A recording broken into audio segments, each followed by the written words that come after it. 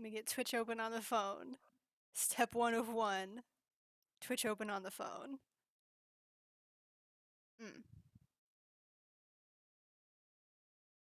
Man, I really hope so. My internet did blip earlier. It did a little blip.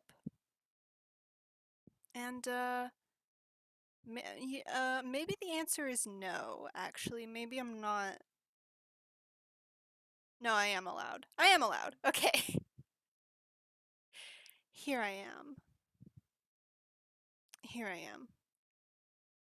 I think.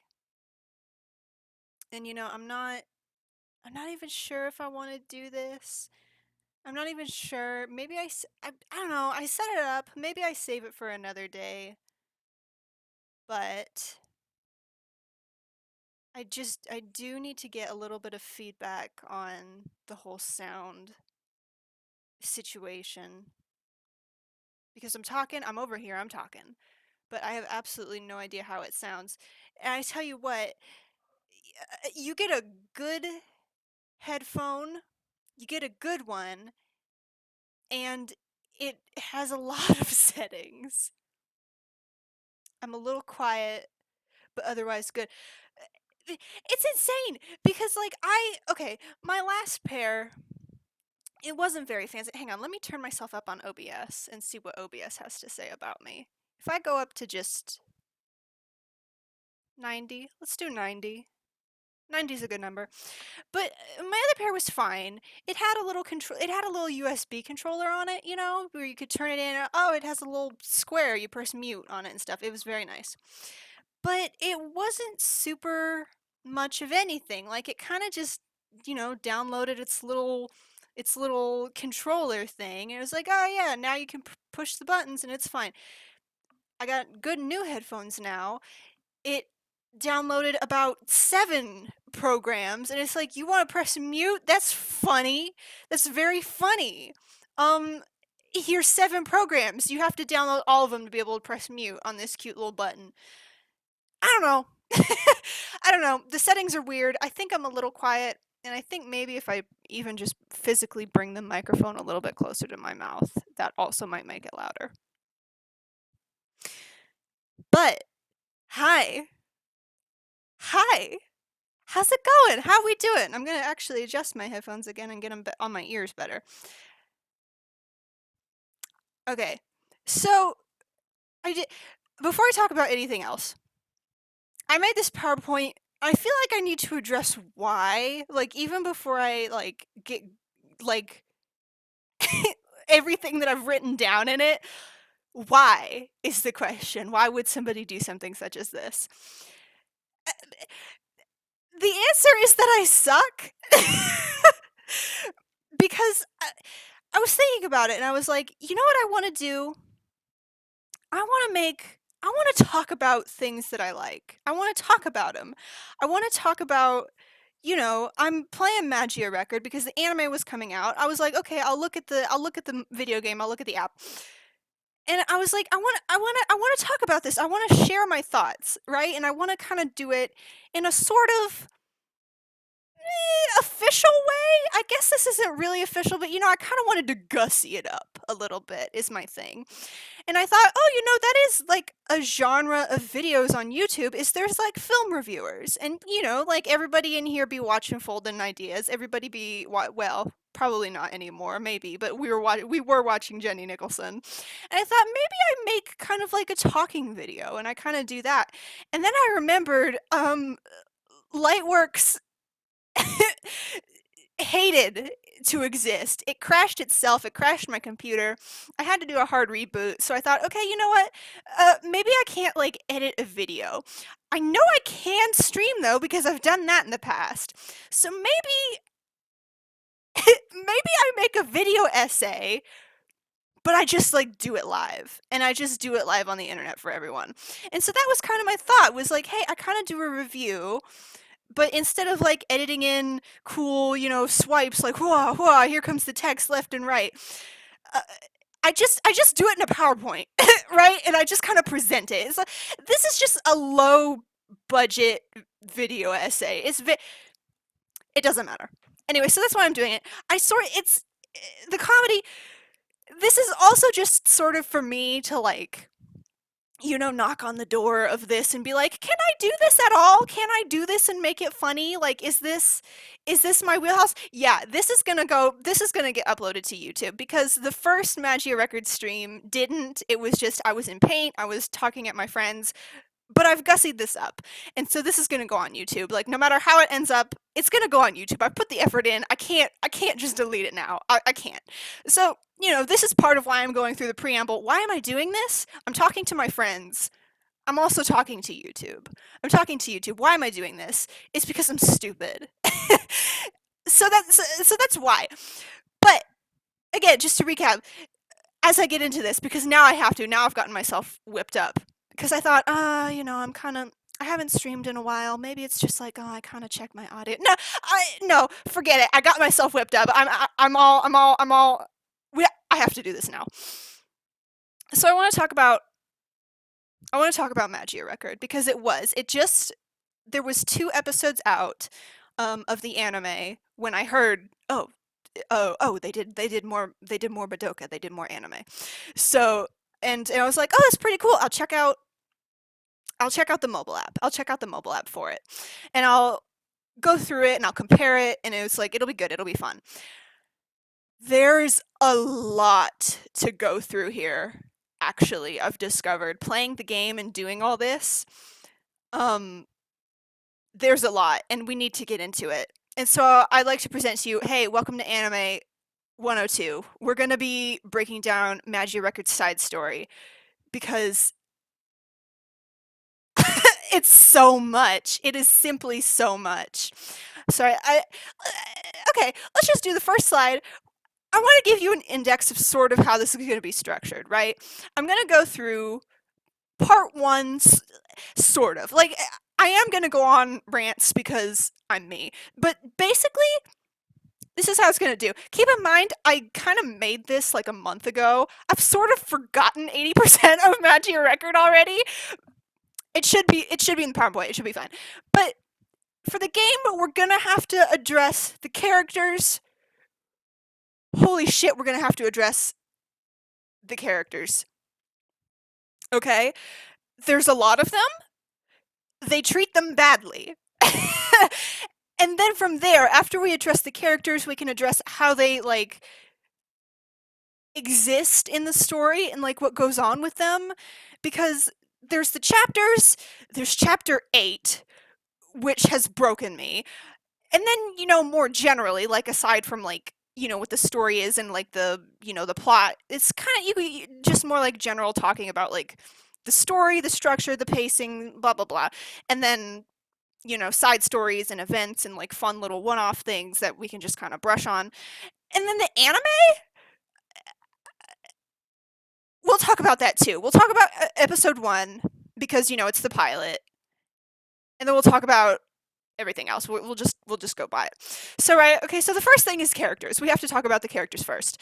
And this is our first problem. This is our first problem with the game. There's a lot. There's so many. All of the characters in the middle of the screen right now are main story characters, okay? My headphones are slipping. I'm so sorry. I have to address them. There's so fucking many. All right? And I have to stress, these are main story characters.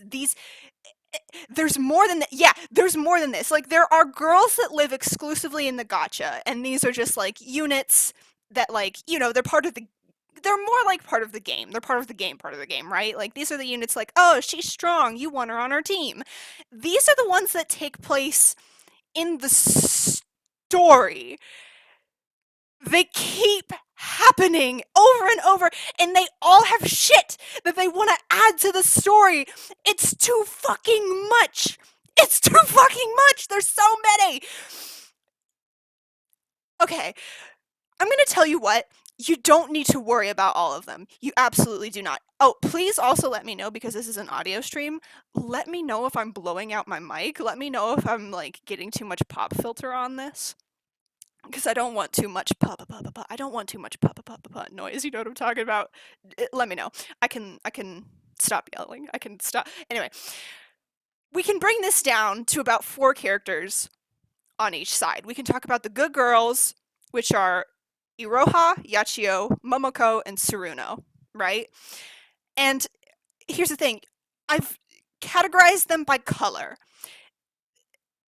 I need to move this back a bit. Let me move the microphone back a bit. Yeah, I can bump myself up in post and then in the meantime move it back so I don't pop as much. Physically, I'll move the microphone. Okay. You'll notice though that I categorize them by color. That's kind of because that's all you really need to know about their characters is their color and sort of what they represent in their colors. Like Iroha, she is the main character. She's pink. She has a destiny. It she you that's it. You know? Like yeah, there's more to her, but she's pink and she has a destiny. That's kind of all you need to know. Yachio, she's purple and aloof. That's kind of all you need to know. That's kind of all you need to know. Momoko, she's a supporting. She supports the main character. She's yellow. She's reliable. She's kind of a mom figure, kind of a big sister character. That's all you need to know. Tsuruno, she's orange. She's fucking orange. That's all you need to know. She's got a fire theme. She's orange. That's it. You're good. You know everything you need to know about these characters now. The bad girls. Uh, well, Mifuyu follows the sort of like she's gray and she has gray morals, and it's like yeah. But then we get to the 3 smaller girls, and they don't follow the color thing as much as they follow like character archetypes and stuff. Like Toka is a very, I put it in quotes, active antagonist, not because like she does more than anything else, but because she has a louder personality, and so she's like very upfront with her antagonistic things that she does. She's a mad scientist. She's big. She's in your face. She's 12. She's not big. She's 3 feet tall, but like she's big. And you know, there's Nemu, who's passive, right? She's quiet. She's creative. She's writing her stories, right? Whatever. Okay, that's kind of what she is. She's 12. She's literally 12. Toka is literally 12. We'll get to that. Don't worry. I have a slide for that. We'll get to that. Ooey. Ooey. We'll get, you know what? We'll get to Uwe too. We'll come back to her. We need to address the biggest problem with Magia Record right off the bat because, you know, um it's bad. They're very sexualized. It's and like I refuse to go any further into talking about the characters without addressing this. Is Magia Record is incredibly horny and it's bad, right?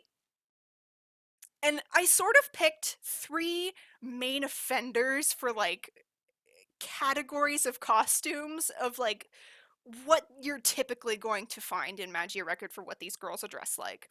Obviously, you can look them all up on your own time, but for the sake of this presentation, these 3 sort of encapsulate everything that's bad.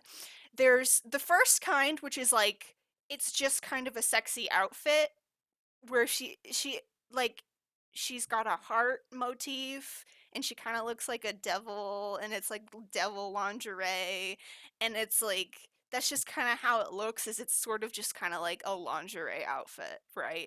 And that's like the first category is horrible. I hate it. She's 13. I put it in red. I need you to be aware she's 13. This isn't like she's older and she's like dating or anything. She's fucking 13. She's fucking 13. It's really bad. The next one is titties. That's that's sort of like the next category of costume is titties. Her thing in the middle, I forget her name, bless her heart. Her thing is transparency, and so like she has all this sheer on her outfit, but like for all of the sorry, I'm touching my face. But for all of the sheer that's going on, her boobies are just out. They're just out, and that's all there is to say about it. They're just out. They're just out. And the last category is, you know, if not titty window, panty window. And that's generally what you're also going to find in these outfits. You know, obviously, this isn't a hard rule. Like, every character is designed a little differently. But, basically, for the bad outfits, this is kind of how they go. It's lingerie, titty, panties, and it's horrible. Right? And I do have to say, I put these points on the side. I'm just going to run through them because whatever.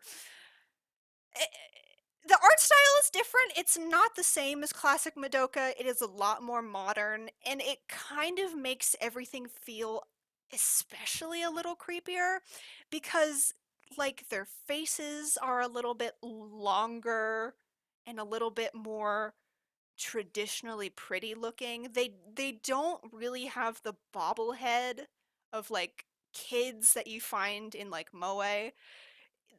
They look just kind of like they're meant to be pretty, and it and like aside from all of that, it's important to keep in mind that this is a gotcha game.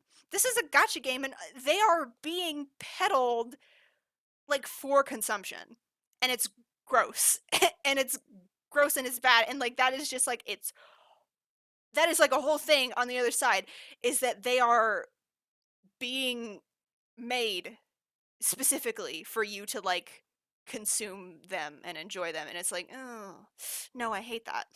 And I'm touching my face again. The last thing to just sort of bring up is that the game isn't just horny in the character design and sort of by nature of being a gotcha game.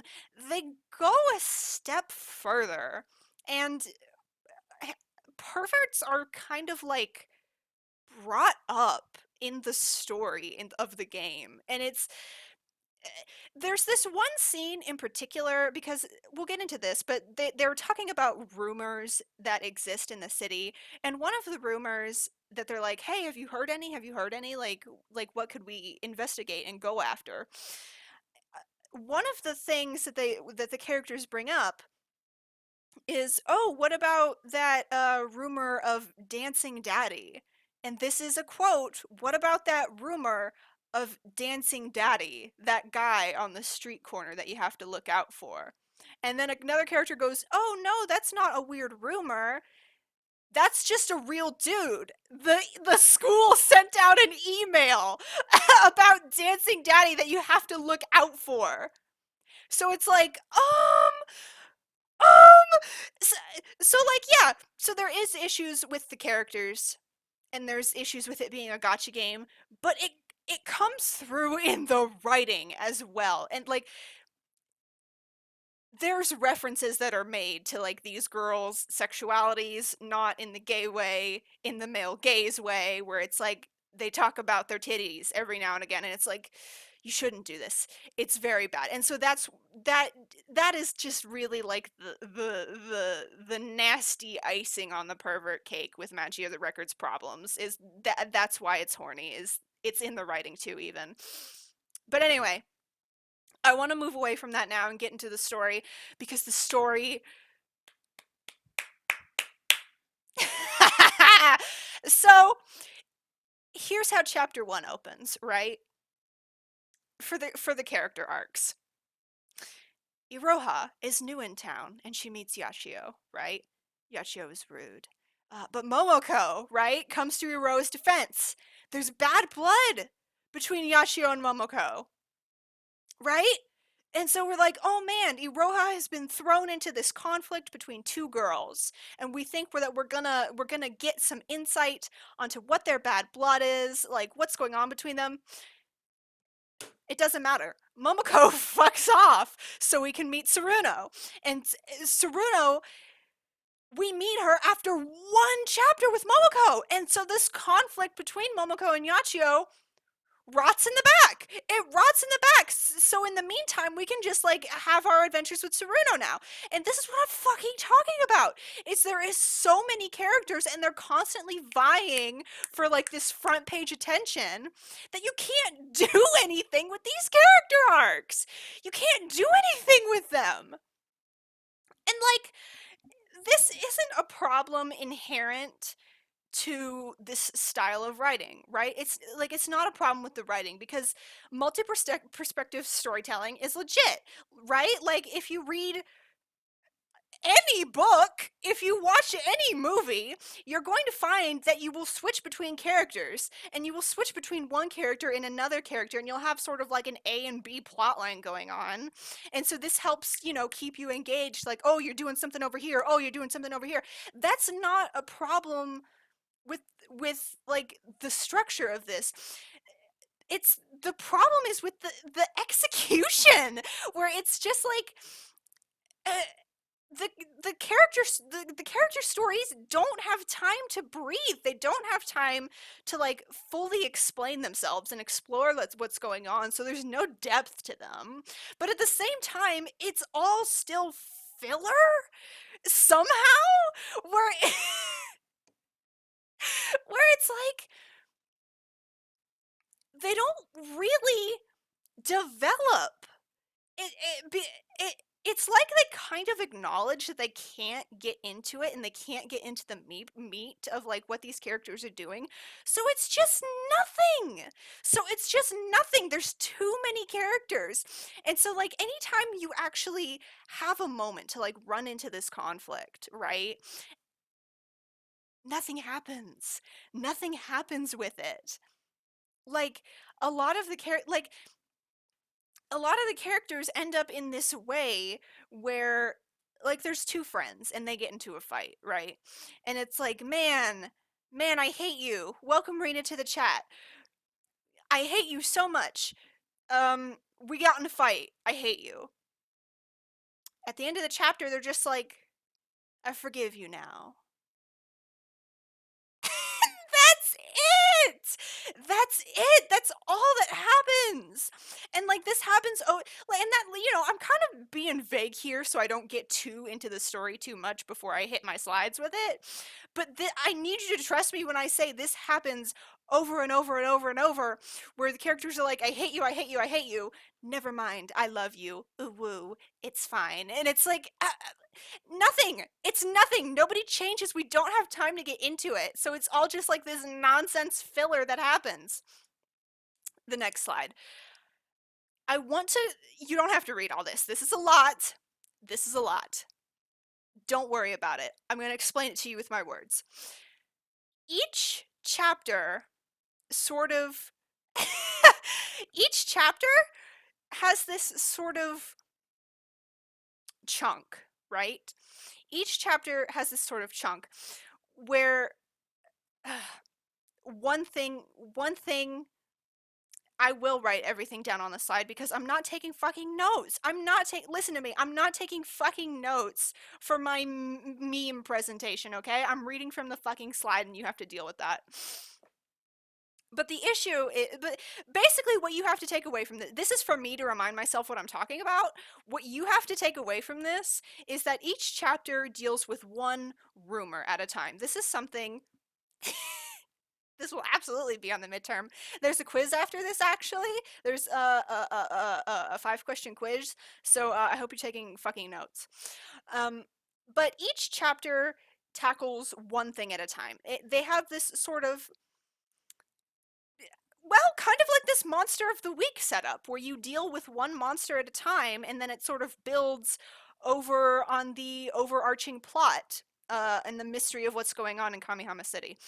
But each chapter deals with a rumor, and there's a different rumor that these characters have to deal with every chapter. And so, like, chapter 1, which is just the intro, you don't deal with anything, but like chapter 2 deals with the rule of ending friendships. It's the rumor of the rule of ending friendships.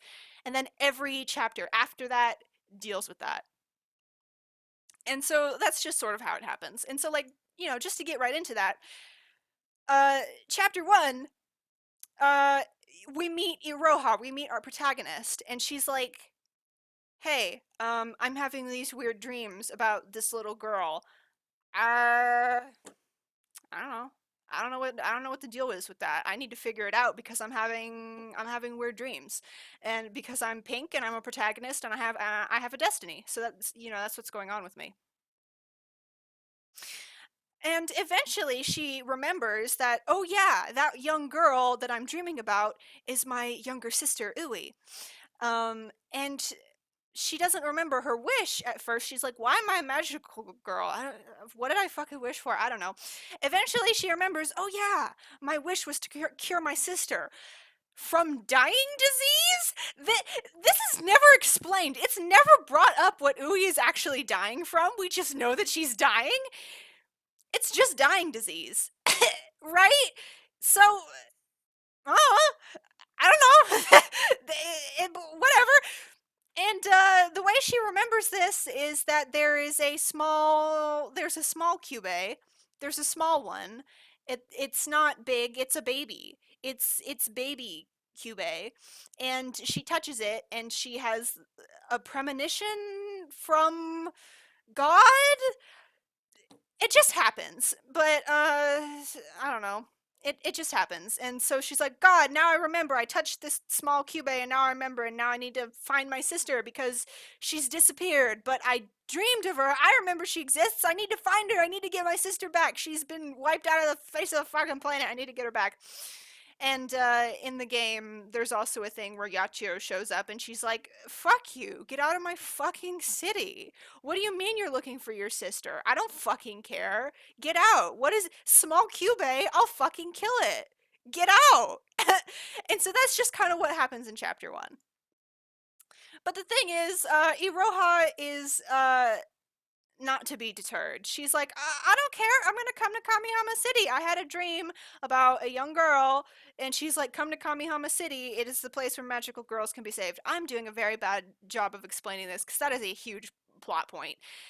The thing is, Ui appears in her dreams, and she says, come to Kamihama City.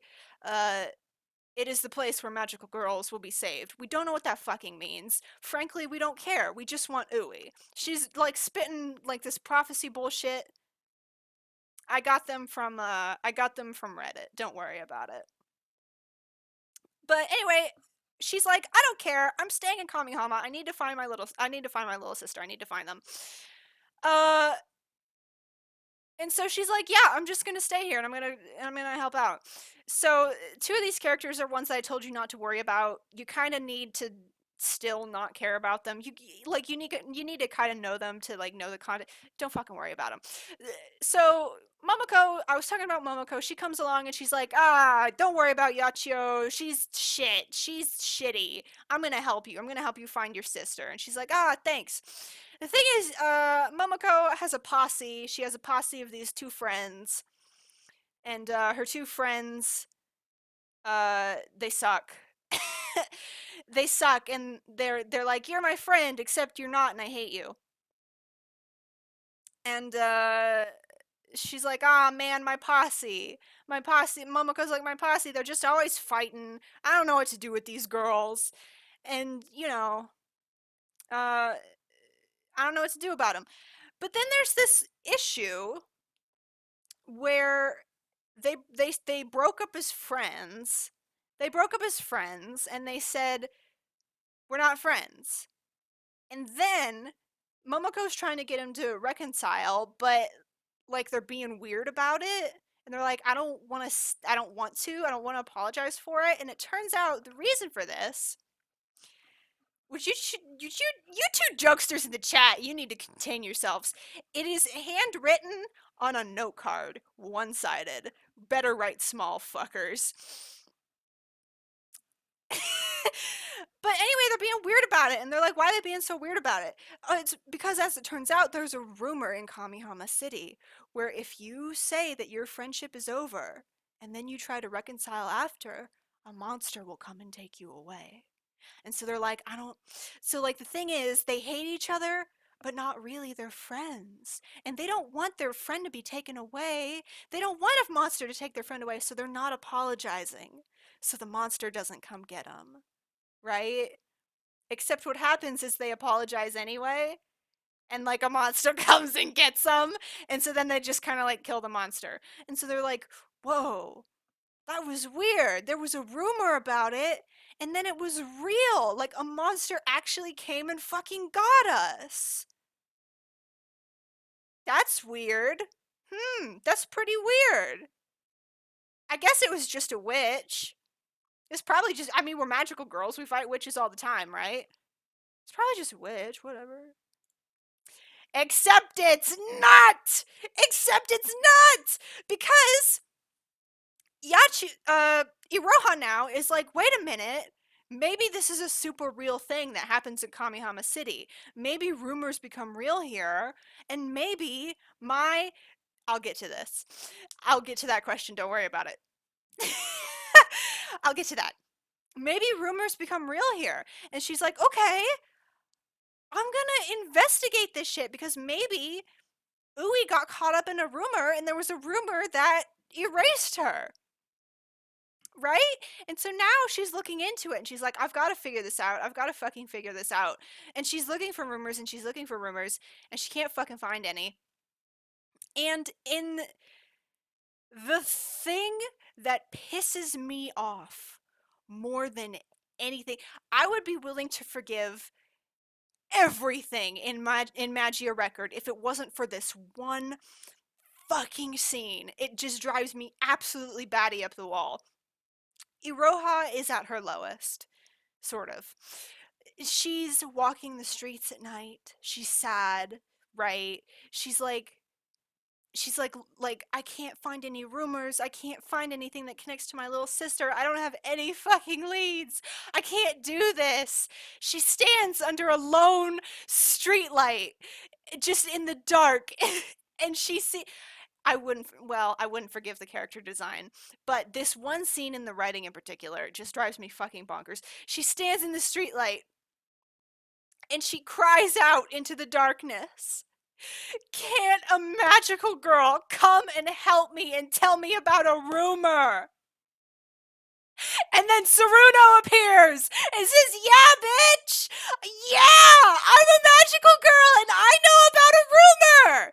And she just fucking appears out of the nighttime darkness. And she says, I can help you. I can do that for you.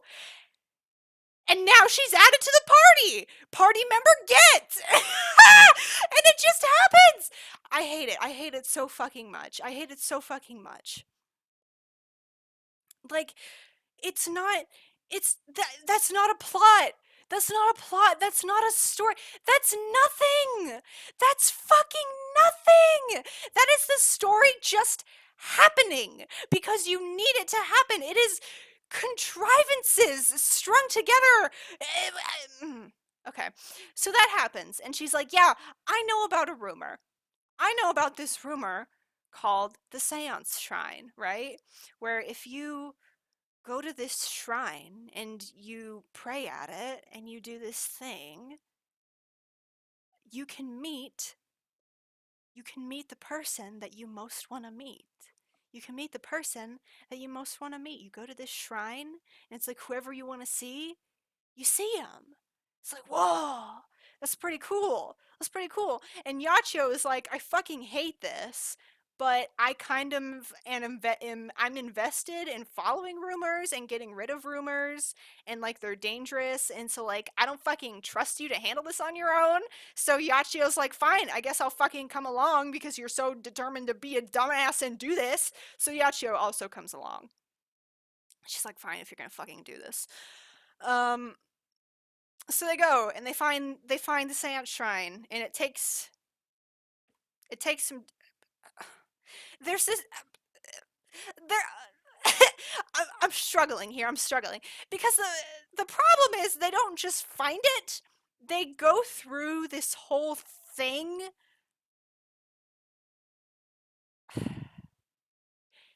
This is what I'm talking about. This is what I'm talking about when I say that the game is nothing but filler, because they don't just find the Seance Shrine. They go through this whole thing where they have to follow a tourist stamp map. And they have to fill out these stamps and follow like this local legend from the Mizuna shrine where it's like, oh, there's this is, am I getting half lidded? Shit, I probably need to reset it. I probably just need to open my eyes more. I just need to whatever.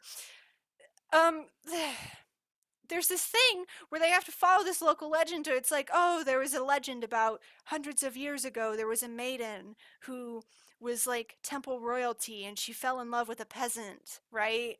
And then they were forbidden and they couldn't be together and he was killed. And then like she prayed for 1,000 nights and he came back. And if you do the stamps for the Mizuna Shrine, and you declare your love like those old lovers, you'll have super marriage. It's called a marriage power spot. And I don't know what that means. I don't know what that means, but they have to do it. And they have to do it so they realize, oh, wait a minute, Mizuna Shrine, because of that, and the rumor, and it connects. Except, not really, because they have to come back at a certain time, and like part of the rumor is being there during nighttime, and none of that even fucking matters because the point is the point like the big thing that happens in this chapter is that okay. I have to detour again. I'm so sorry. I thought I was going to be able to do this if I put things on my slide and I gave myself like an outline for what I wanted to say. No, I'm disorganized. Bear with me. When it comes to rumors in Kamihama City, there's sort of three ways to refer to them, right? There is a lowercase r rumor, which is nothing. It's gossip. It's nothing. It's not connected to magic. It's just like your bog standard rumor, lowercase r. There is a capital R rumor, which is a rumor that is connected to the magic and it has like it becomes real. If it's a capital R rumor, it's one that becomes real. There's also uwasa, which is just Japanese for rumor, but uwasa specifically refers to the creature that fuels a capital R rumor, right? Like the thing with the rule of ending friendships in the last chapter was the monster is going to come get you. Every rumor like has a monster. And that particular monster, you refer to the monster as an uwasa, but the rumor and like the concept of the rumor and the lore of it is a capital R rumor. And it's horrible. It's really horrible. Anyway, so the point is they finally find the shrine and they find the Uwasa and they're like, fuck, we gotta kill this thing. It sucks. We can't fucking have this hanging around in our town. It's a rumor monster that like comes and grabs you because it's like, oh yeah, you see the person you want to see most. Except they're fake. Ha! Not really. We gotcha. But then it's like you're so blissed out seeing the person that you wanted to see that like you never leave. So it's like, ah, shit, we gotta kill this thing. It's eating people. Right? But the thing is, it absolutely kicks our protagonist shit in. Yachio can't handle it. Saruno can't handle it. Iroha can't handle it. It's like, fuck, it's too strong. And Iroha dies. And end of the game. It actually ends right there. The rest of this no, she doesn't die. But what happens is she's using up all her magic. And she's like, I have to fight this. She kind of dies. The thing is, she kind of dies, and that's why I make the joke. She kind of dies. Is she's using up all her magic, and her soul gem is going dark. And if you follow Madoka Magica, you know what this means. You know that if your soul gem goes completely dark, if you use up all your magic, you turn into a witch, and so you die. You die because you turn into a witch. This doesn't happen in Kamihama City. She uses up all her magic. Her soul gem goes completely dark. And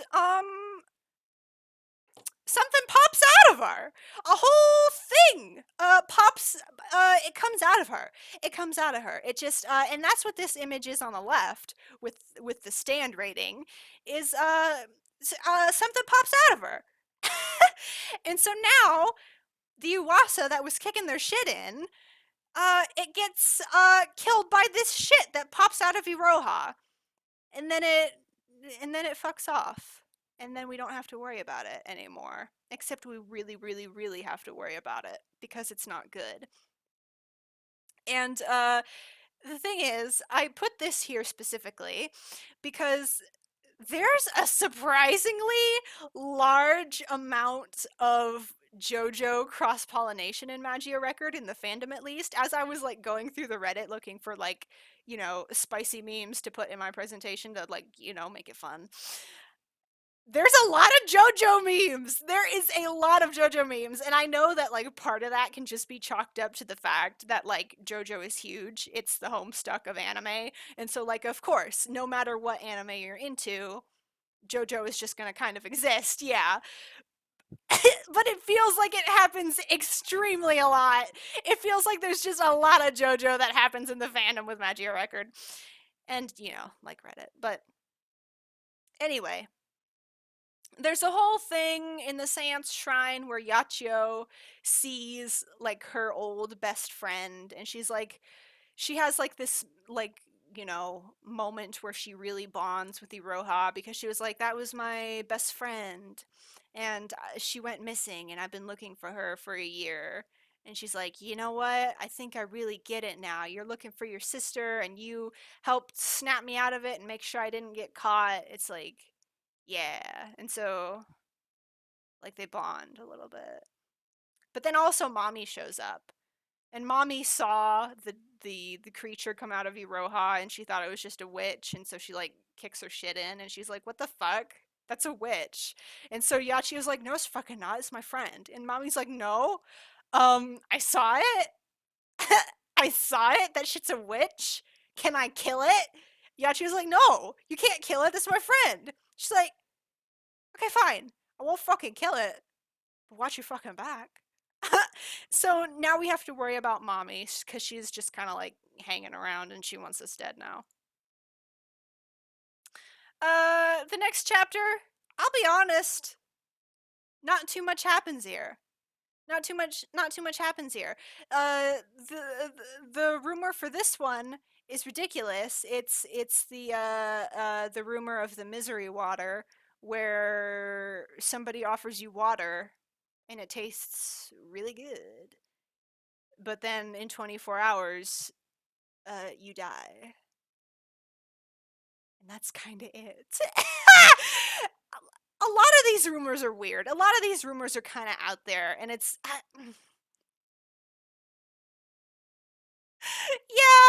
yeah, so I mean, like, that is the joke that everybody makes. Oh, it's drugs. It's drugs water. But it's like magic drugs, because like also you have a lot of good luck, and it's like it's good water, and it tastes really good. It tastes like juice. It tastes really good. It's good tasting water.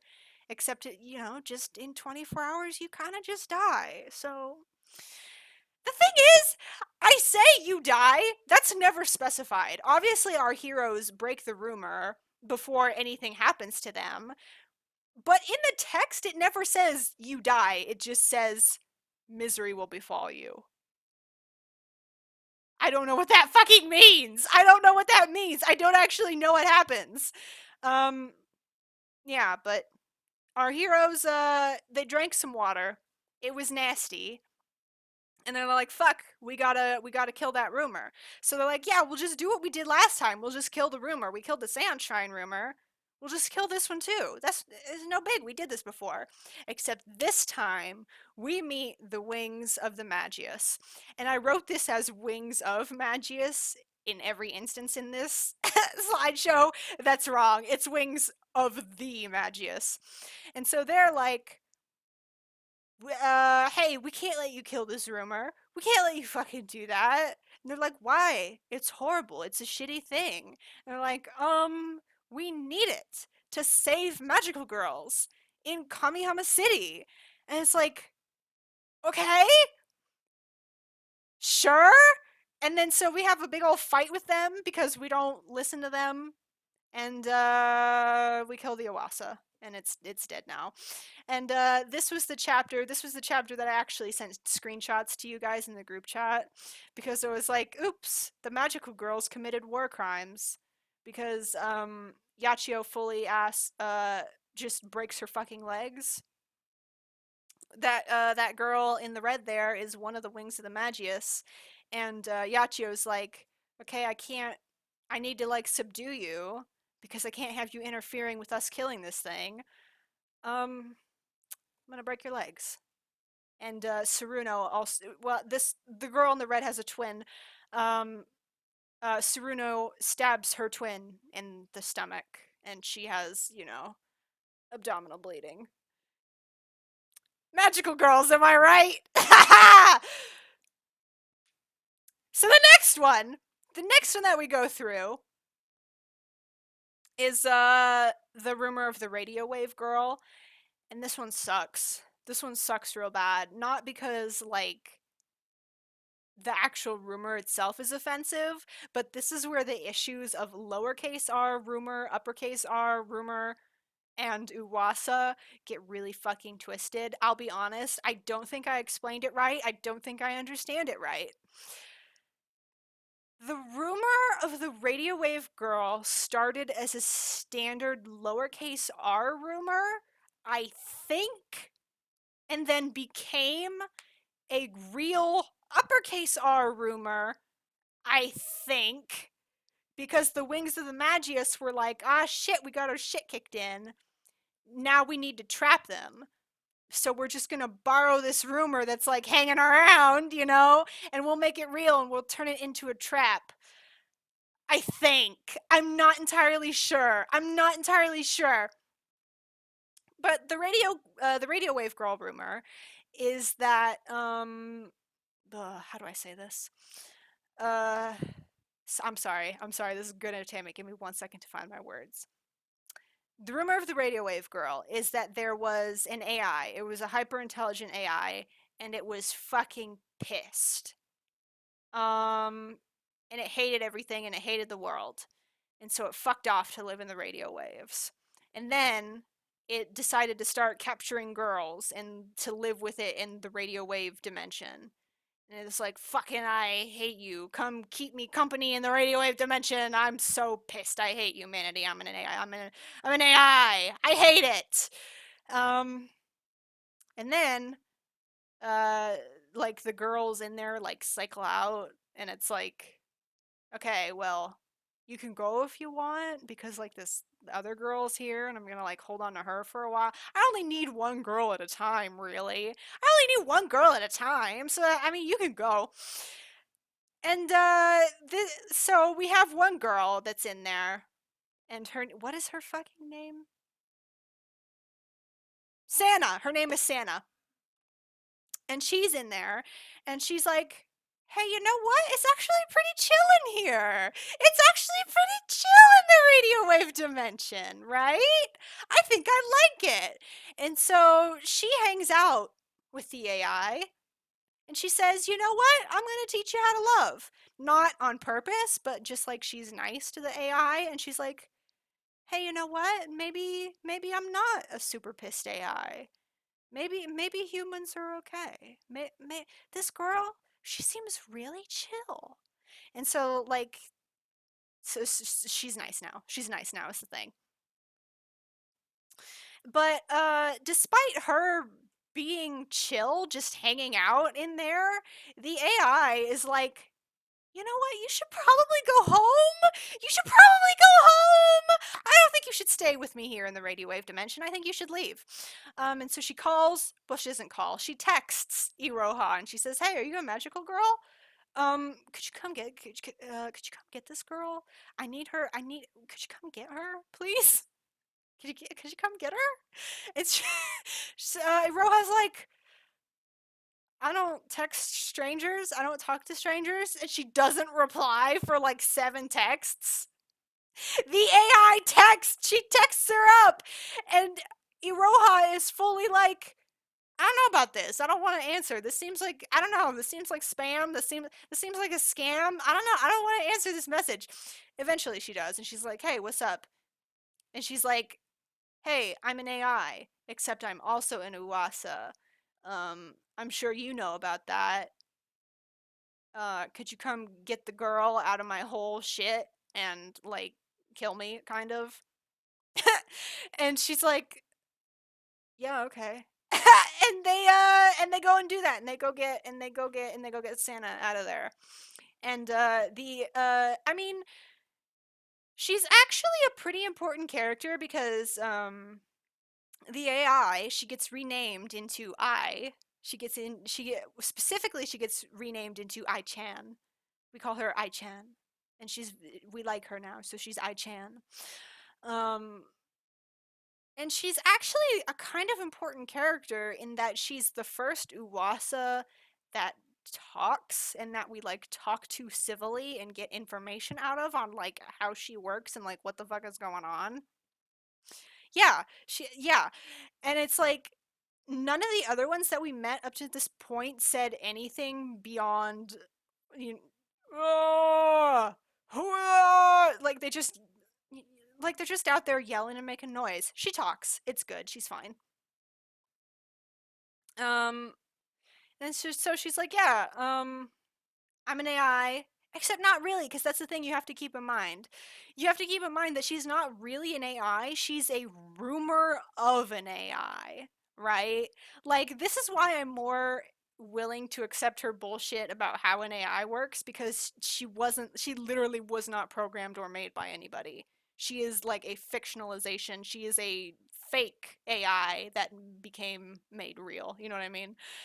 Eh, whatever.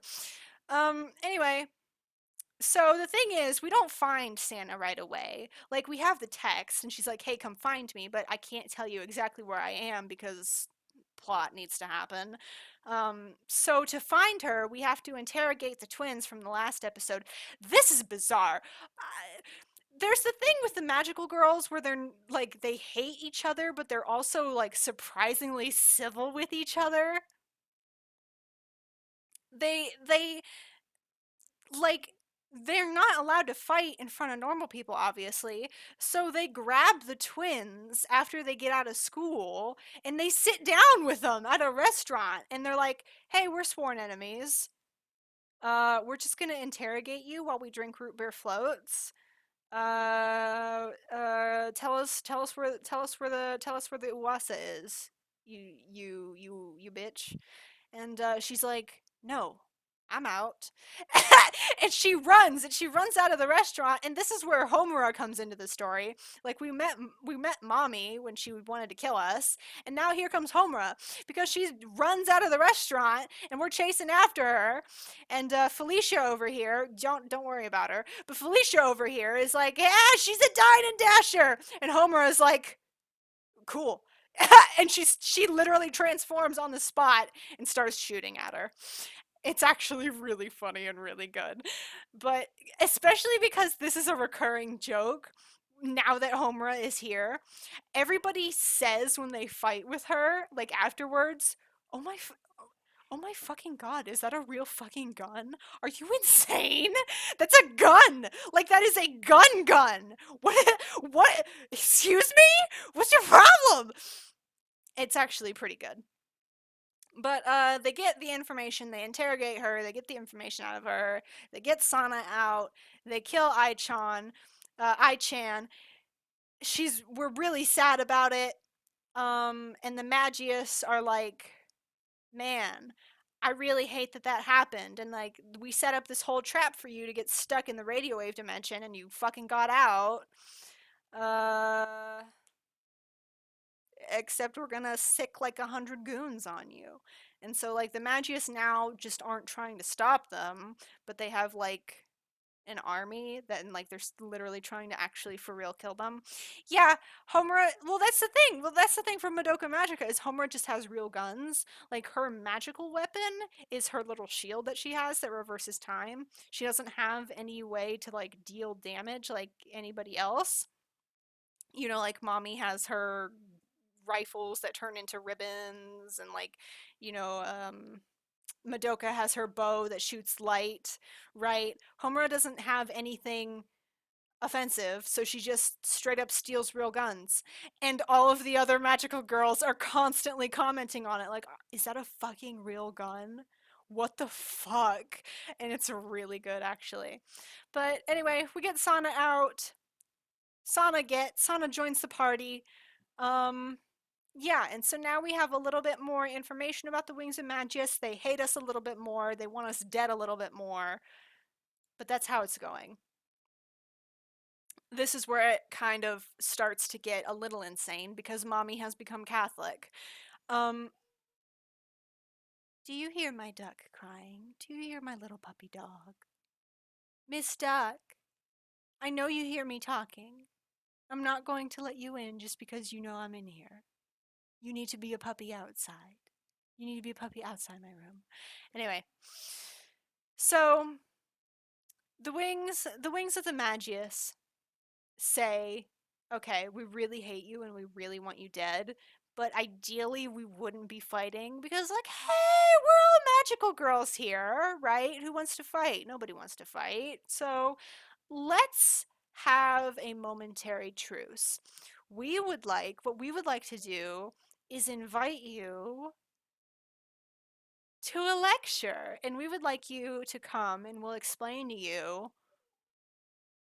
Ducky, my love, honey, stop crying out there. It's 7 o'clock. She really wants to see me. She's never seen me for about, yeah, she's not seen me for about a whole hour. And so she's so lonely. She's never been loved. You're fine, honey. It's fine. I'm almost done. I'll go through okay. I'll speed this up. I'll get through this faster.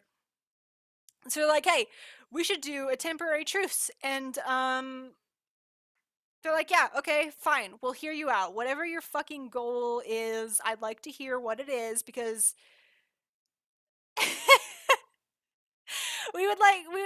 okay, we'll hear you out. Whatever you're talking about, we'll hear you out. We want to understand your motivations more. Maybe we can work something out. They come to a lecture explaining what it means to free magical girls and why they need to, like, have these rumors and why they need to, like, have witches stay in the world.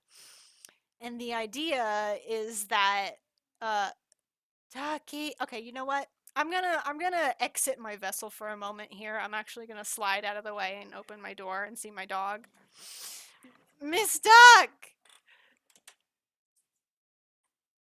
Quit crying at me! Hey! I'm talking about anime. We always do this. Honey? Honey? Hi. Hi, can I see you? Can I see you? Hi. Am I back in my body? Let me look at OBS. Am I back in my... Yes, I'm back in my body. That's very good. So... Hello, Miss Duck. So, they're like, okay, they explain what it means to free magical girls. And so they explained it to our heroes that, hey, if you die as a magical girl, you become a witch, right? Like, if you use up all your magic, you become a witch. And that's what it means to free magical girls, is to stop magical girls from turning into witches. Now, this is the thing, it doesn't hit very well in the story because, as you know, somebody who knows the original Madoka and somebody who has been around for any amount of time on the internet, you know this already. You know that magical girls turn into witches. The characters did not know this, and it's not very elegantly handled in sort of like that the characters' reactions and your reactions and like the amount of time they spend on this don't really line up because, like, everybody's freaking out about it, like, oh my god, I'm gonna turn into a fucking witch, this sucks. And you're just like, yeah, we knew, come on, let's keep going, let's keep the show rolling, right? like like we knew already. So it you know, whatever, it doesn't matter. Hi, Duck. But now they know that and they're like, yeah, we need to do our shit here so that instead of turning into a witch, your soul gem will release a doppel instead, and it'll release a monster out of it, and so now you don't turn into a witch, it just kind of like gets purged from you. And they're like, okay, that's pretty cool. We still hate you though. We still hate that you're doing this because rumors still hurt people. Becky, come on, honey. Don't eat my pretzels. Uh, yeah, it says Holy Mommy. That is just straight up her name is Holy Mommy. And this is like perhaps this is like the top 2 of things that piss me off in this game. Is they're like, "Hey, we still hate you." And they're like, "Yeah, we figured as much. So actually we're going to brainwash you and we're going to trap you in the rumor of the memory museum where you see memories, and when you see these memories, like the emotions overwhelm you, and you become brainwashed. You become, air quotes, brainwashed." And I really hate the way they handle this because they sort of hit on the implication of what brainwashing really is, in that it's just like emotional manipulation, right? Where it's just like, I'm going to prey on your insecurities and your fears, and I'm going to like make you feel bad so that you'll do what I say and that you're pliable. And that sort of happens. They sort of like show the characters their worst fears and shit, right? But the way that it is handled after this point is like it's something that you can just put on and off of a character, like it's a hat. Like brainwashing is just like this thing that you can put on and put off of a character. Hello, my dear. Hello, Miss Duck. Do you want out of my room now? Do you want out of my room? You're done? You've had enough of me? You've had enough of me? Thank you, honey. Be good. But furthermore, the issue with the brainwashing is that they touch on the fact that it is just manipulation. Ducky will be on the exam. You have to give her 3 kisses, and you earn 1,000 points, and you instantly pass. Um, the thing is, they they treat it like it's manipulation, like it's just like a thing that people are just talking to you, and like they get you. But then they talk about how the revelation that they had made them feel like it came from a higher power. And so they're like, yeah, before I was talked to, uh, I didn't understand. But as they were talking, it was like a divine essence came over me. And I do need to say that is a quote. They call it like a divine realization. And it makes no fucking sense, because there's like at no point in any of this is religion like brought up in any way. The only reason that we have this like Catholic church holy theming is to make it feel more cult like, and to make it feel like a weird cult religion, when it's not. It's not. And that sort of just comes out of nowhere for the sake of being a weird aesthetic. And like that's all it is. And so like mommy gets brainwashed. She gets brainwashed. And and so her thing now is that she's transformed into Holy Mommy. And they do literally translate it in the game as Holy Mommy. Her title card comes across Holy Mommy, and you have to fight her. And it's like, okay, fine, sure, sure. Sure. And I don't know. I really hate it. I don't like the way it's handled. From the way that it seems on Reddit, everybody else thinks it's like really fun and clever. I despise it. I think it's very mishandled. I think it doesn't make sense. It's dumb. But anyway, Now we move on to chapter 7. And chapter 7 is that everyone but Tsuruno is unbrainwashed. And this is why Tsuruno is a major character, because she becomes a sort of key cog in the machine for their plans because she stays brainwashed. Everyone else, fucking whatever. It gets undone because, like, Mifiu comes up to them and says, I'm gonna speak to your heart with my magic or something, and now you're unbrainwashed. And fucking, I don't know. It's stupid. Uh, so they're like, great, she's still brainwashed. She's still got emotions, except not really. She's just like dead inside, whatever. And they're like, cool, we're going to fuse you with an Uwasa. I don't know how this happens. They don't show it. They don't explain what that means. They don't even show, like, obviously she lives and we unfuse her, but they don't show how that even happens. It's just like she's fused and then she's unfused. And it's like, whatever. But the thing is, they fuse her with a Nuwasa, and they have her act out the rumor of what is it fucking called? Chelation Land, the Ferris. It's like the rumor of the Ferris wheel, the rumor of Chelation Land. I don't know. It's an amusement park, and they're like, "Hey, come to this amusement park. It's ultimate pleasure land, and you'll never want to leave." And so it traps people in there. But oh, if the park reaches max capacity, people are still coming in. You gotta be killed. The last person, the first one in, first one out, and just dead, just dead. We gotta get more people in here.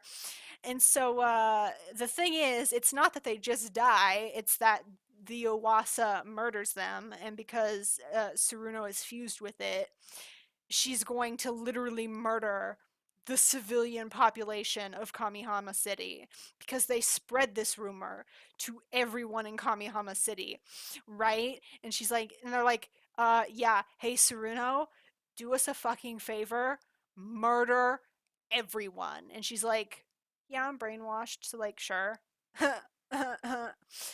Except not really, because like, our heroes come and they're like, this isn't you, I'm sorry, whatever's troubling your heart, you know let us help you with it. And so, like, by the end, she's like, yeah, I don't really want to do this, but I can't help it because the Uwasa's instincts are too strong to carry out its rumor. I don't fucking know.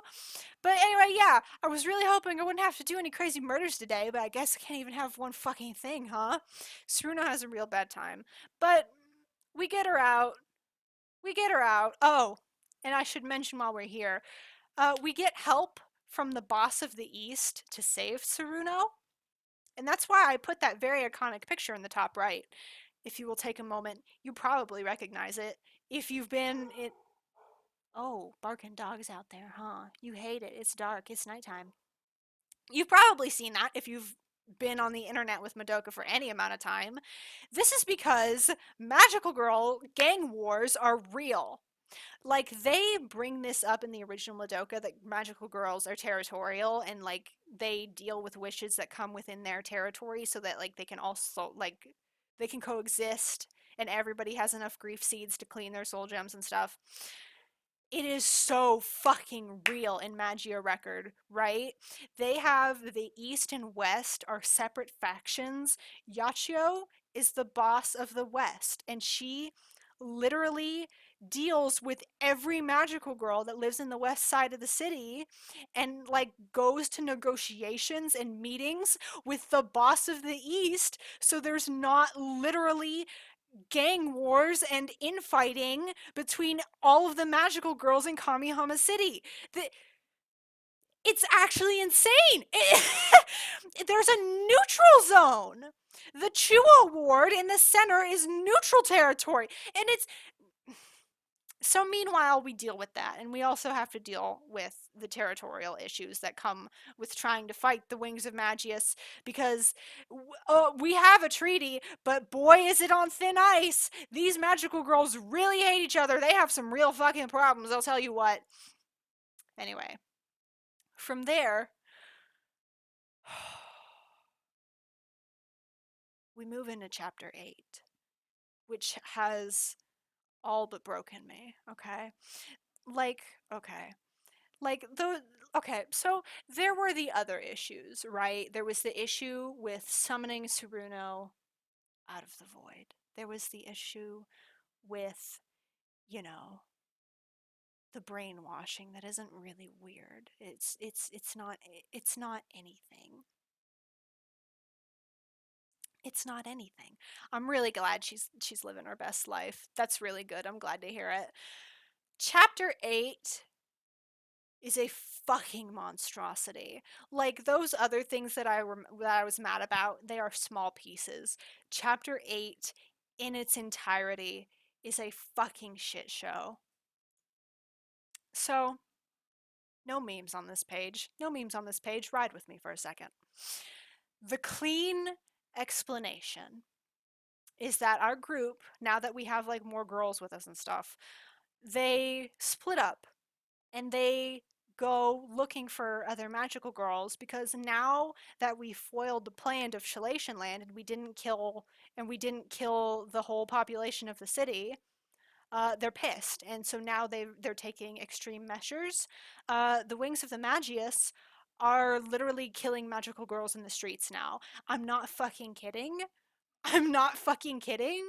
They actually send out their goons, hopped up on rumor juice that makes them feral. They literally stop talking and just become killing machines. They literally growl. They have voice acting. They growl and they go because they just want to murder so bad because that's just what has happened to them. That's what the Wings of the Magius did. They send them out literally into the streets to find other magical girls and destroy their soul gems. And they're like, well, shit, that's really bad. So our heroes are like, find the magical girls. Find the magical girls. Hide them. Quick, get them out of here. Hide the magical girls. They're killing them. Yeah, there's been voice acting the whole time. The whole thing is voice acted. It's upsetting. It's not upset. Well, I'll come back to that. I'll come back to this later. I'll come back to it with my last thoughts. I'm touching my face. I'm so sorry. But now they're killing magical girls. They're releasing witches en masse. They're using rumors on their own allies. They're just going fucking insane. They're going absolutely insane. And so they're like, we need to split up. We need to tackle this. It's really bad. Y'all, it's really bad here. It's really bad. And so they go and they do that and they achieve their goals and they meet back up and they talk about what's happening and so that they can hopefully regroup and like deal with the situation. However, I'm not comfortable with just saying that this is a good, clean summary because so much fucking happens. It's so much fucking happens and it sucks. So first off, I want to remind you that I'm giving you a cut down cast, mostly. Like, I'm giving you the bad guys that you have to deal with, and I'm giving you the good girls that you have to deal with. This, what I am all over the place, but trust me when I say it is condensed, okay? They give every single character that you've met up until this point their own unique branch. You are not following the story anymore. You are not following the overarching story. You are now following each individual girl as they go through. So like if they're like, I was complaining. They must have heard me. They must have heard me saying, "Oh man, it's too bad that there's like all these girls and there's no time to explore any of their fucking stories." Because now each girl gets her own story in the main story. Here is 17,000 branching paths where each girl does her own fucking thing. She each does her own thing. And the thing is, they're not gated in any particular way. It's not like, oh, you should probably see this event before you see this event. No.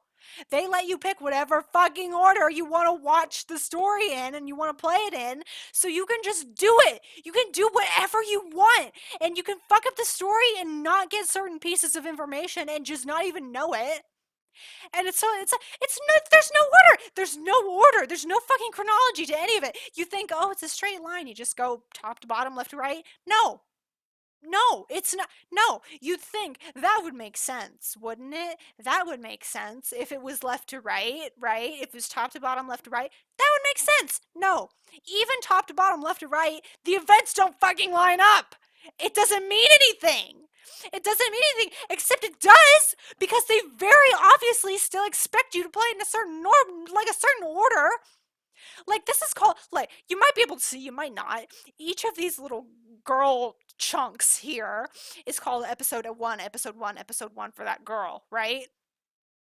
They have sub numberings within them where it's like this episode 1 for Momoko isn't actually episode 1, it's episode like 17, and you need to come to episode 17 after doing episode 16, which is like episode 3 of Saruno's. There's no fucking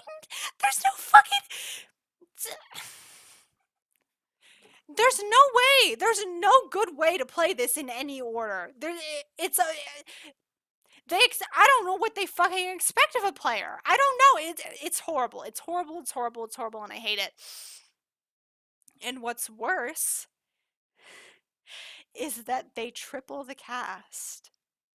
So you remember how I said in the beginning that there was the main story girls, and then the side story girls. Like, there's the side story girls that, they just live in the gotcha, they get little side stories that's like just for them, but like they're primarily just for the gameplay, like, right?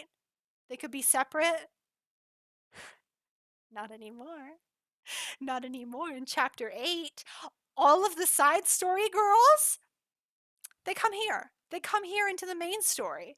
And like these are the girls that are out being murdered in the streets. Is the side story girls. And we come and get them and we bring them into the main story now. So now it's chapter 8 and we have all these fucking girls. And they come in and they say, "Hey, come in. It wasn't chaotic enough. There wasn't enough fucking characters. Now you're being hunted. You're being hunted now. Come into the main story. You're being hunted." I need to take a fucking drink. I'm losing it. So they're here. And now they're like, so now it's just like, hey, we've got all these fucking girls, and they insist that they've been there the whole time, is the thing. They insist that it's like, yeah, I've just been chilling in Kamihama City. And so it's like, to the player, it's like, who are you? I don't fucking know. And the girls are like, yeah, I know you. We're friends. We've lived together. It's like, what the fuck are you talking? You can't bring in all these girls. I hate it. And you know what? I'm done. I don't want to spend any more slides on this. I don't want to break my voice. It's already broken. It's fine. I'm not good. I've never been good. So, oh my god, Jesus. We get all these girls. We bring them together. And we say, hey, as it turns out, magical girls turn into witches, and that sucks. The wings of the Magius are trying to stop it, but their methods of stopping it means that everybody has to die. And so they're like, shit, that sucks. I really wish there was an alternative, but in the meantime, let's just go stop the Magius because I don't want them to fucking kill anybody. So let's just deal with that first, and then we'll come back to like fixing the whole we turn into witches things. So we go and we fight them. The fight takes place on a helipad, and the thing is, like, Yachio is out there, and she's, like, fighting her, and she's slowly losing, because she's, like, trying to hold him off or whatever, while the other girls round everyone up for safety. And then it's, like, right at the peak moment where we think she can't last any longer, all of the other girls that we saved, they show up, and they are going to beat you to death! And so now, it's a turning point in the battle, and it's very epic and cool. And the thing is, we snap Mommy out of her brainwashing, possession, Uwasa fused thing that she's in. And this is just like another small detail that really pisses me off, is that while she's like unconscious from the strain of being unfused and having her shit kicked in or whatever, all of the other characters have like this eulogy above her body, sort of, not really, where they're like, Mommy, I didn't really know you, but I need you to know that I forgive you, and I'm sure you had your motivations, Mommy, and I just want you to know that I understand, and you must have had your own fears that, and it's like, it's not bad necessarily or anything, but it really has this stink on it with the writing, where it's like they had to put this in because Mommy is from the original Madoka, and villainizing her would be bad. So they have to like do this thing while she's unconscious, where they have this very disingenuous, like, I forgive you, Mommy. It's okay. It's okay that you tried to kill us. It's okay that you did actually almost super murder me, because I think you're a good person. And I don't know. It doesn't really fit. It doesn't really fit in the narrative. It's kind of weird. But in the meantime, Iroha's not doing any of this fighting. She's pink and she has a destiny. She went out to look for one last rumor, which was the rumor of the Eternal Sakura. And she finds it. Good for her, but then she also gets kidnapped. And we're not going to worry about the Eternal Sakura, because we barely talk about it. It barely fucking matters. It's just like, I'll come back to it later if I need to. But it doesn't matter. So, basically, that's the basic plot. Yeah, she just fucked off to do her own story, because that's the thing. While we're here, this is a thing that happens over and over and over in the story, is it's not just like character arcs that get like sidetracked with like multi-perspective storytelling, right? Like, it's not just that there's like, oh, there's an issue between these characters, um and then we don't kind of address it. It's it's just constant, where it's somebody is doing one thing, and in the meantime there's this other thing happening where they just kind of fuck off and do it.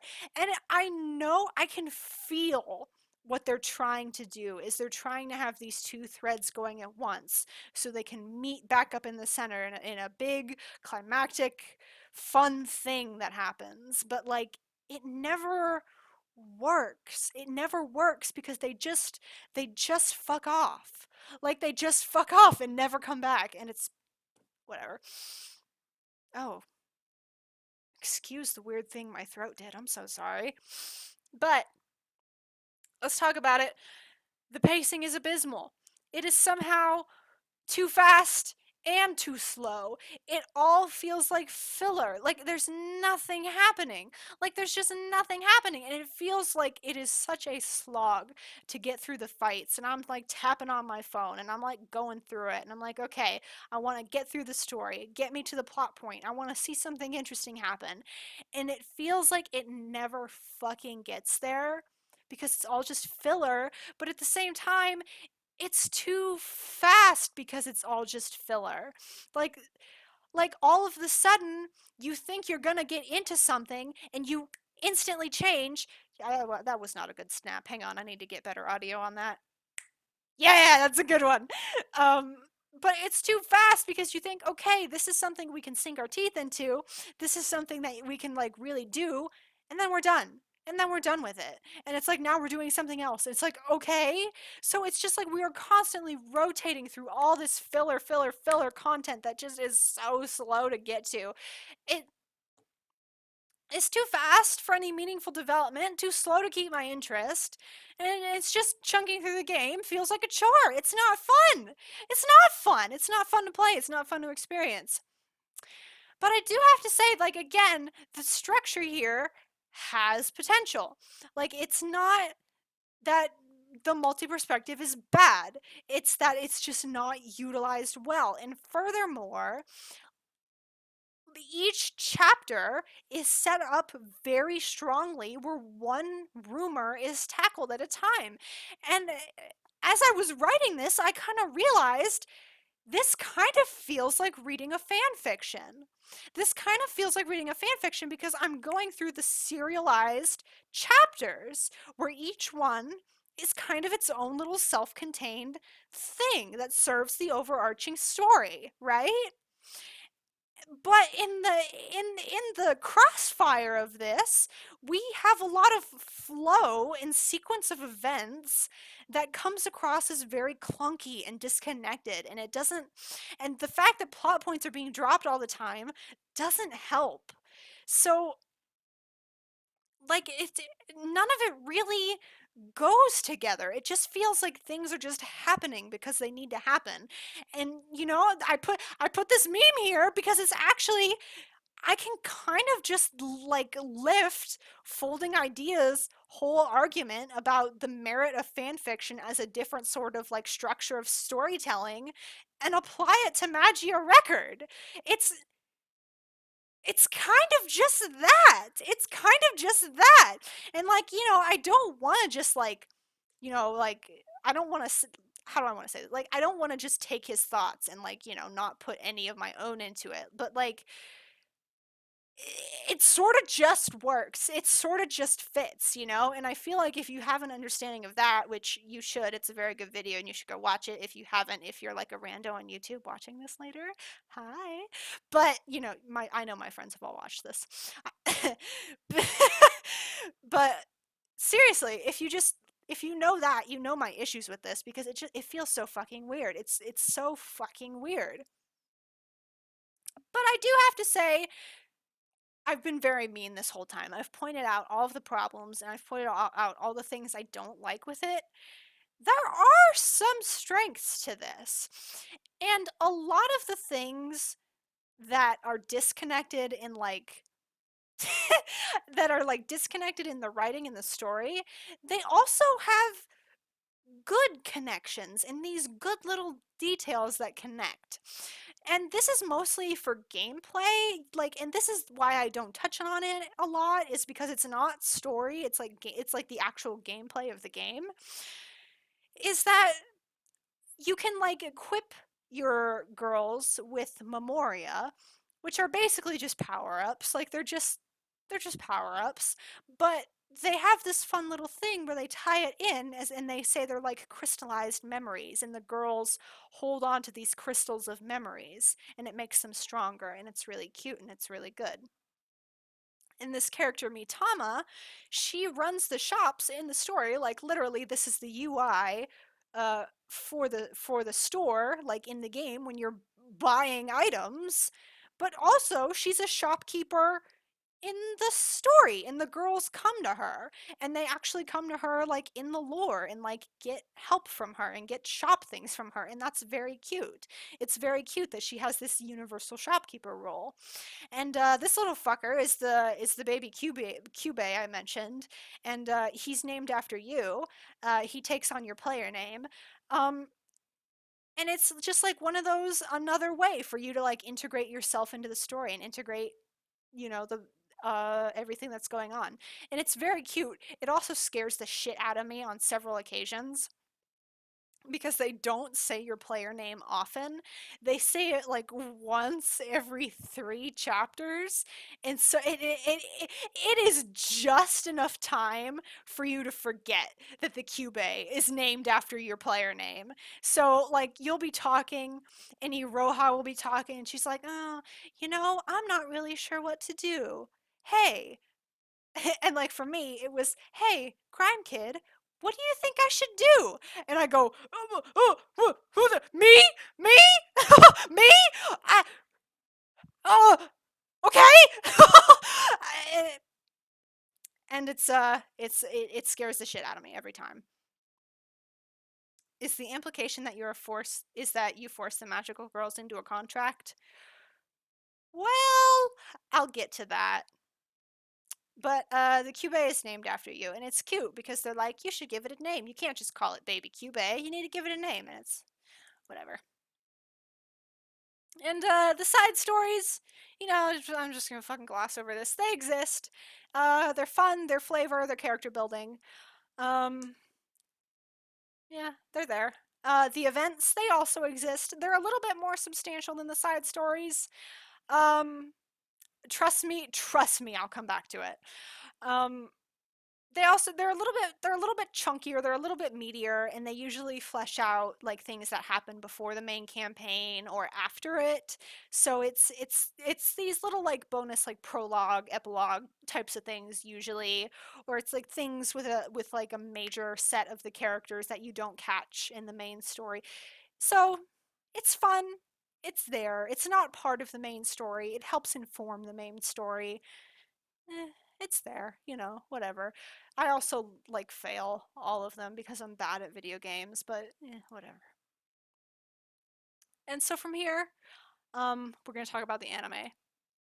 The anime is first off, what's different? Well, first off, they made a whole new fucking girl. They just made a whole new fucking new one. As if this game didn't have enough girls as it is, with the literal baker's dozens of girls. They made a new one. But actually, it's a good thing. Actually, it's a good thing. Her name is give me a second. Kuro. Give me a second. Kuro. Eh. Kuroe. Kuro. That's her name. And it's actually a good thing that she's here. Because she the game is very, very, very caught up in Iroha's journey and her uh, quest to save her sister. Um, And you sort of forget everything else about Kamihama, where you sort of forget like that whole hook and introduction where it was like, come to Kamihama, the place where magical girls can be saved. And you don't care about that anymore because you're just trying to find her sister. You're just trying to stop the Wings of Magius from killing everybody.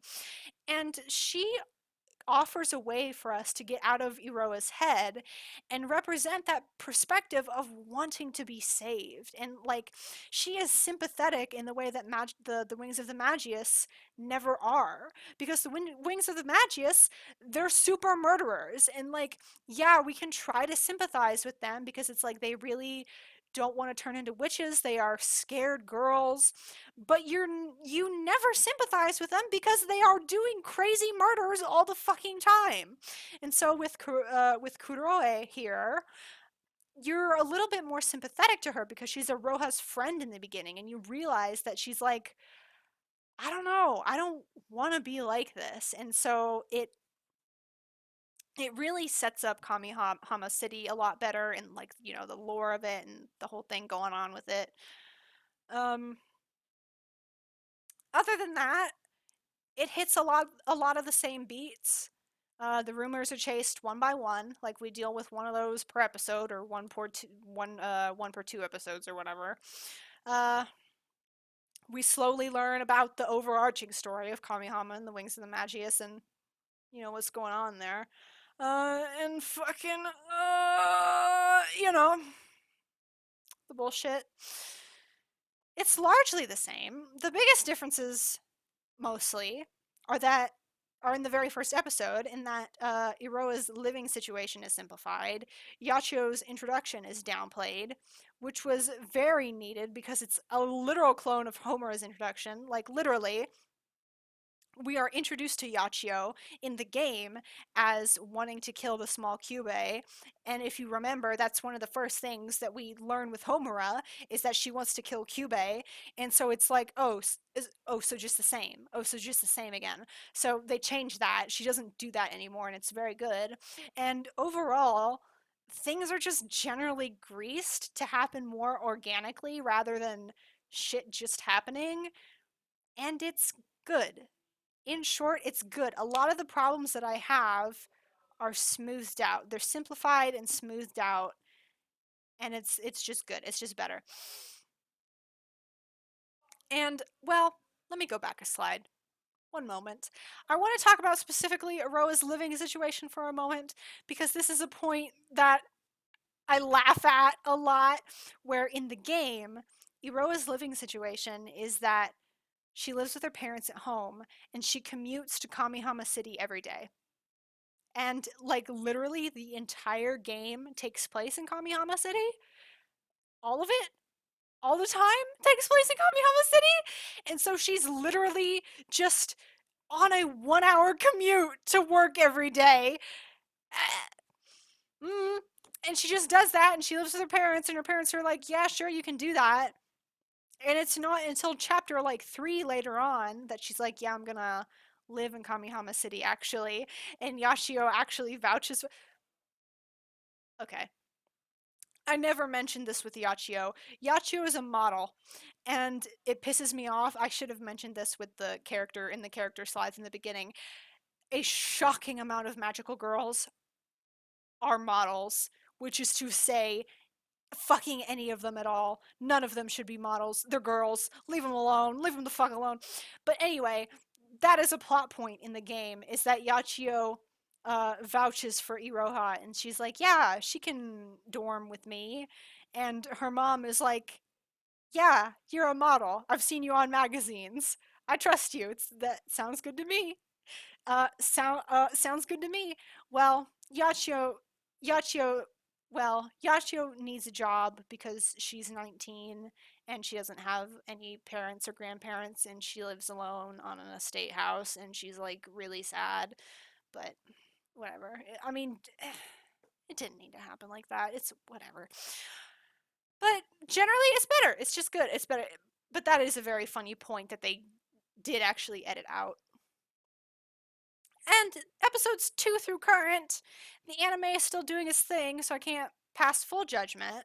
But um generally it's the same thing. Things are smoothed out, and there was, besides episode 1, there was one thing where the characters swapped a certain trait or motivation thing that they have, and it was a swap between two characters that I thought was critical to the character, but actually, when they swapped them and seeing them swapped, it made a lot more sense to the character motivations. And it was like, actually, yeah, that was a really big change, and it was a really good change.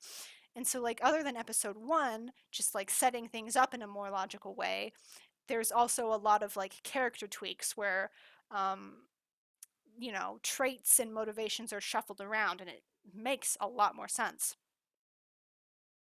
And the rumors themselves are also condensed a lot more to be a little bit more hidden. Like, obviously, it still affects a lot of girls in the city, but they are shrunken down, and the scope of them is a lot more on the scope of what a magical girl is going to have to deal with, especially because magical girls have to stay hidden from the public eye. So, like the very first one with the rule of ending friendships, if you say to a friend that you're over and then you make up with them, a monster comes and gets you. In the game, that could happen to anybody. That could just happen to fucking anybody. If you stop being friends and then started being friends again. In the anime, they tweak this so that in order for the monster to come get you, you have to like write your name on a set of stairs. And like if you write your name on the set of stairs and then walk up and down it or whatever, um, then that is the requirement for the monster coming to get you, because like you've cemented in cement that you don't want to be friends anymore. It's not just like a talking argument. And it's one of those things where it's like, yeah, actually that makes a lot more sense to have it condensed down like that. And so like in short, it's good. The changes are good. It makes a lot more sense, not just with the starting episode, but the following ones and the continuing ones and the overall plot. It makes sense. Last thoughts here. If I see anyone call this a waifu collector game, I will scream, they're kids. I put up an age chart here because somebody made one. I don't know who. I'm so sorry. I pulled it off Reddit.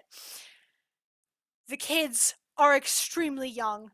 They are extremely young and tiny, except for Yachio, who's like 19, and all these other girls who have more variable ages going on here.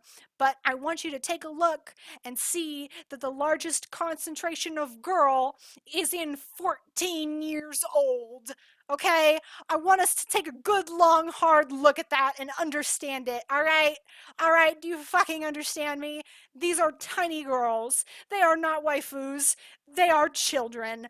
Fucking behave yourself. I hate you more than anything. It's actually a plot point that comes up where one of these girls, Felicia, I think it might have been sweet dear sweet Felicia, I forget, who's 13. She's like, "Oh yeah, I met mommy. She seemed really old. I think she was like the same age as Yachio. Yachio's 19. Mommy is 15." And she was like, "Yeah, she must be the same age as Yachio." She's fucking not. She's 15. She see like, "Oh, it's just to show that she seems very mature for her age." No, it's because you're fucking gross and I will kill you. But, other than that, if you're interested in the world of Madoka Magica beyond the original series, just watch the anime. You don't need to play the game because the game is bad, and they fix a lot of the issues with the Magia Record game in the anime. It's a better experience to just watch the anime. Just watch the anime. And I should have appreciated Magia Record's softer mechanics before I swapped to Arknights like a moron. Because as it turns out, the gotcha mechanics and everything in Magia Record are very, very forgiving compared to what Arknights does. It is very soft. It is very much baby's first gotcha game. You can tell that there is like a focus on the story for Magia Record, and it's not like purely a gotcha game because they want you to get invested in that story and like have fun with it and stuff. But at that point, again, just watch the anime. The anime tells that story, but better. Like, because now and then like the gotcha mechanic in the gameplay, it's fun. You can have fun with it. I'm not gonna, say it's not fun, but it is very soft. It's not very intensive. So, whatever. And then this was just I didn't know where to put this, but it was very very funny to me. Hey, remember when I sent this message? Remember when I sent this screenshot to y'all in the group chat about Kaine, uh, who just sent a push notification that just said messagey. It just said message. She sent that to everyone. And everyone memed it to hell and back. And it's really really funny to me. It's not anything. This is not relevant to anything. This is just like really really funny to me. She sent it to everyone. Everyone got this push notification. It was not just me. It wasn't because I unlocked her. It wasn't because there was something special going on with my account. She sent this to everyone! And everybody made the memes! It's really good. It's really funny. I'm sorry. But, yeah, that's it. That's it. That's all I got for you. That's the end of the slideshow. And I guess I didn't really come back to it, but, while we're on a black screen, actually, I'll just give you this so you don't have to look at nothing. But the thing is, I played Magia Record in English. And it's important to note that Magia Record in English is not complete. I played it up to chapter 8 because that's all that was released, was up to chapter 8. There is a total of 10 chapters in Magia Record that forms the whole story. It is in the process of being translated. It is complete on the Japanese service. It is not complete on the English, American, whatever servers. There is more story that I don't fucking know about. And I know for a fact I'm going to have to come back to this and make a DLC presentation because shit. Because shit. But I didn't want to hold on to this for any longer. I had to talk about it. I was dying. So the thing is, you ask the question, is the implication that you are a Kyubey forcing the magical girls into a contract? The answer is sort of, kind of, I don't know. I have read the wiki. I have a general idea of what is happening in chapters 8 and 9, but not really. So the thing is, I don't know. I know there is some tomfoolery happening with that Kyubey and the specific wish that it granted and how it plays a role in the magical girls like stories and lives, but I cannot tell you what it is specifically. I don't know. I simply do not know. It's fucky, but I don't know how specifically. And now I think I'm done. Now I think that's all I have to say. I don't have anything else. I don't have anything else for you. I don't want to talk anymore. I'm so tired. However, I will take your questions now. We seem to have 15 minutes left, despite going for over an hour. It seems as it seems as if I am within my time limits. I will be taking questions from the class, except not really. I think I've said all I need to say. You know what? Actually, yeah, go fuck yourself. I'm not answering any questions. I'm getting off the stage. I'm closing this. I'm done with it. I'm done. I'm done. I've had it. I don't want to talk about it anymore. Thanks for coming. Thanks for coming. You know what? I'm done. I'm going to take another sip of my drink real fast. If you'll excuse me for just a moment. Thank you. I had a sip of my drink. How nice. Oh, I should probably mention. Yes, it has voice acting. It has live 2D, which is why I am this boy right now, because FaceRig is live 2D, and Magia Record is also live 2D. And they talk and they're voice acted. And you know how my lips are lip synced to my boy when I talk? The lips in Magia Record are also lip synced when they talk with their voice acting, except it actually looks good because it's like very clear and professionally done. And it's not me talking into my microphone like a jackass. Yeah. Yeah. But yeah, it's voice acted. It's reactive. It has live 2D in it. It's very fun and cute. But yeah, that's it. That's it for me. I'm going to call this my welcome back stream. This is me warming up again after being gone for a while, after there has been hell in my household, after my headphones have broken. I'm back, baby. I'm back, baby. I'm back. I'm back. But yeah, that's all I got. I'm going to go ahead and end the stream. Thank you for coming. Thank you for helping me with my audio. Thank you for listening to me rant and rave. Um, Goodbye. Goodbye. Goodbye, goodbye, goodbye. Bye bye. Goodbye.